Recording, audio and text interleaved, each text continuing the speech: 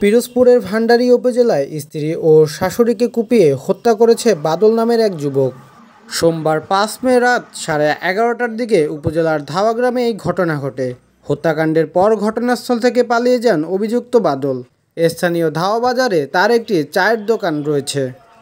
নিহত ব্যক্তিরা হলেন বাদলের স্ত্রী চম্পা বেগম ও শাশুড়ি বিলকিস বেগম।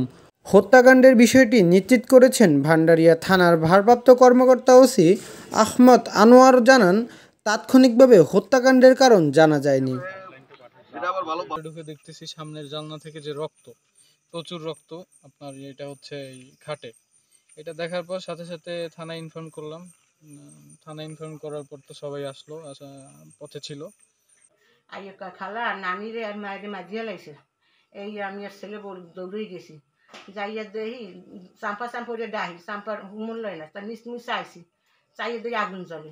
তার আমি এবার এখন ঝাড়ু খাড়া এই কইছি পর পরে দেশে দৌড়। আমি এবার দরজা খুলছি, আমি গেছি যাই যে বহের আগুন জ্বলে। আমি এবার আগুনটা ফালাইয়া সেই পর ওই পানি এক বালতি পানি পাইছি, পানি ঢেলে দিছি। এই আমি দেখছি ভাই, আমি আর কিছু দেখি না।